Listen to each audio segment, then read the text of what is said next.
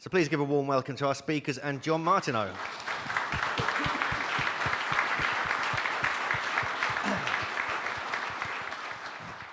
Well, fellow Megalithomaniacs, it's been a great conference as ever. We've had our minds stretched, our perceptions of ancient history readjusted, new questions asked, and some old questions answered. Has anyone got any questions for our illustrious panel? Oh, come on.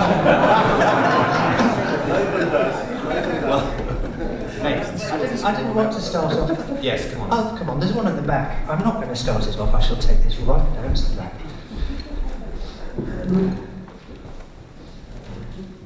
Hi, I'm quite new to the subject, so I'm going to ask a question about something I've read a lot about, which is not so much a megalith as a character associated with megaliths in South America. What's your opinion on who or what Quetzalcoatl and Viracocha were, and how do you think they were connected to the megaliths in South America? That's going out to anybody, by the way. Okay, so this is a very interesting question about where all this stuff comes from, which is a very widespread problem, really, because of course all these megalithic mysteries appear to just sort of pop out of nowhere. So obviously Quetzalcoatl's the prime candidate for seeding all of this. Who wants to have a crack at that? Yeah, I'll start that one if that's okay. Yeah, I mean, I've been travelling a lot down in South and Central America. Obviously in South America you had the Viracocha, and then in Central America Quetzalcoatl. In Colombia it's Bochica, and there's various different names and themes throughout the Mayan, Aztec, and all the way down South American world as well. But there's suggestions that these kind of very tall people, they had fair skin and they had bright eyes, long beards, almost like looking like Merlin, that they travelled through the Americas. They arrived on the coast of Mexico and on the coast of South America, and they are credited with building many of the megalithic sites there.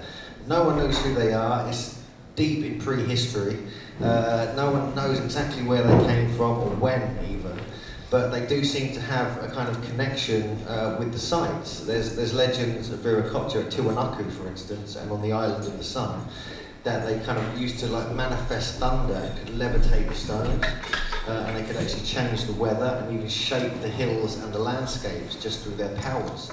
So a lot of people believe they were the original megalith builders of that area.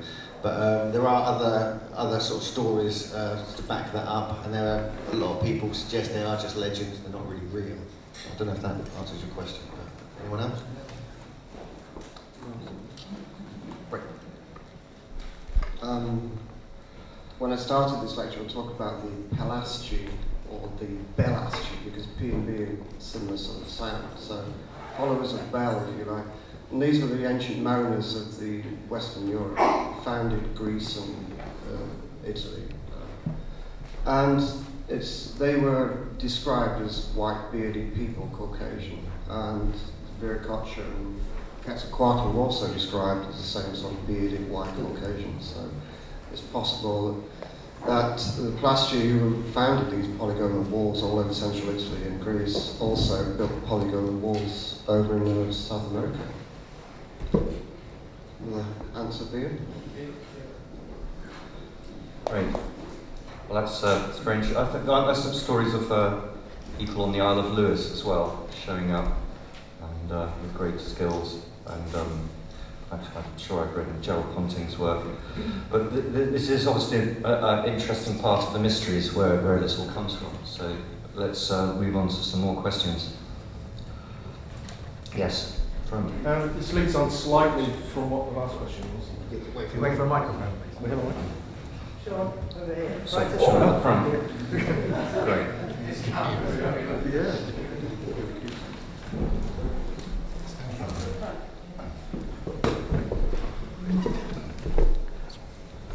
This will lead slightly on from the last question on this interconnection across the world of various things turning up, icons, images, glyphs and stuff. What's the panel's idea on this idea of a prehistoric, pan-global connection between cultures? Do they think it was a single culture travelling around the world, or do you think it is a connection between all cultures sharing ideas? Excellent question. Straight to the heart of the matter. Everyone in turn, please. Yes, certainly. Nick. I have a thesis that it's circumpolar, not circumworld. In other words, the origins are essentially in Eskimo Inuit reindeer herding. That's the origin of Cro-Magnon, modern man, and that's why as this culture circles the world round the pole, round the North Pole, round the north of Eurasia, North America, then it starts coming down, and that's why you get these curious echoes of connections. Great. Right, who else wants to address the possibility of a pan-global? Yeah, I'll make take a little different take on it. I don't think these are necessarily incompatible. I think that there was sort of interchange between a number of different cultures, and then if you heard what I was talking about last night, I think there were natural events that were influencing cultures simultaneously. So I think there were some things that were impressing all cultures simultaneously, so you get similar concepts and also influence and direct connections into communication between them. So I think it's a multiple causal factors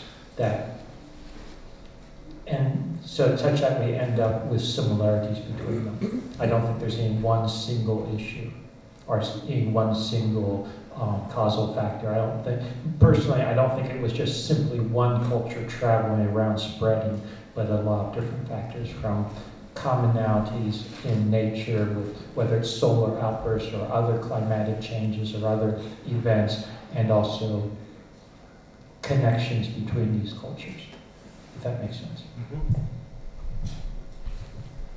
Prior to 12,000 years ago, for tens of thousands of years, much of the northern hemisphere was iced over.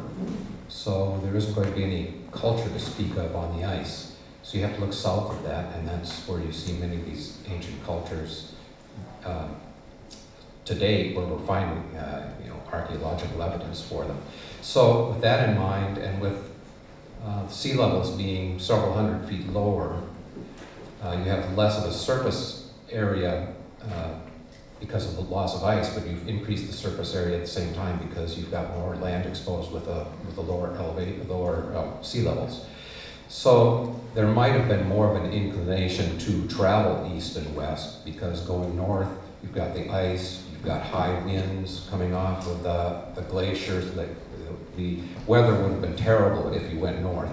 So it made more sense going east and west, and that may have been driving people, if they were going to go anywhere, to circumnavigate the world, at least up until 12,000, 11,000 years ago, when the ice had left, the sea levels rising again, and people start to stay put where they are because of the changed conditions. So just a thought going prior to Göbekli Tepe, and where are these cultures deriving from? So.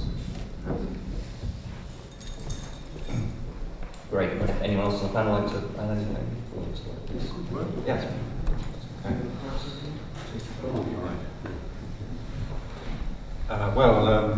Being an archaeologist, you would expect me to inject a slight note of caution, so I will. The first thing I would say is that when you're dealing with